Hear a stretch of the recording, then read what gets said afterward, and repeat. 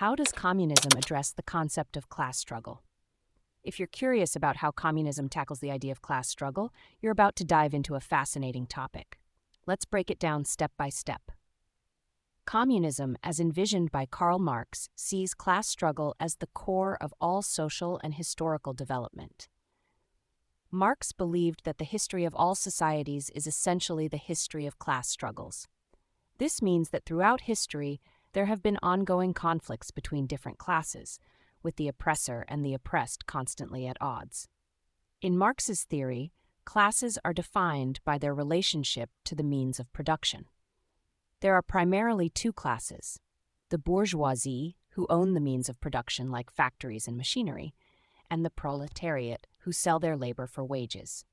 The bourgeoisie make their money from profits, while the proletariat earn their living from wages. The class struggle arises because the bourgeoisie control the production and distribution of goods, which gives them significant power over the proletariat. The proletariat, on the other hand, have to buy the products they need from the bourgeoisie, creating a cycle of dependency and exploitation. The bourgeoisie use various tools like religion, entertainment, and even drugs to keep the proletariat in a state of powerlessness and prevent them from organizing against their exploitation. Marx argues that this class struggle will eventually lead to a revolution. As capitalism develops, the conditions for the proletariat become increasingly harsh, and the disparity between the bourgeoisie and the proletariat grows. This leads to a point where the proletariat, who are the majority and have common interests, will rise up against the bourgeoisie. This revolution will result in the proletariat seizing control of the means of production and establishing a classless society where everyone works and everyone has a stake in the products of their labor.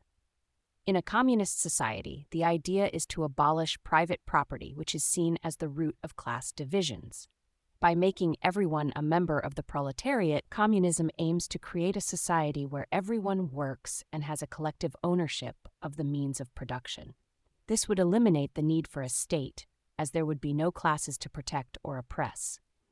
So in essence, communism addresses class struggle by identifying it as the central issue in society, predicting a revolution that will overthrow the existing class structure, and aiming to create a classless society where everyone is equal and works together for the common good. This vision of communism is built on the idea that economic relationships shape all social relationships, and that the ultimate goal is to end the cycle of exploitation and create a more equitable society.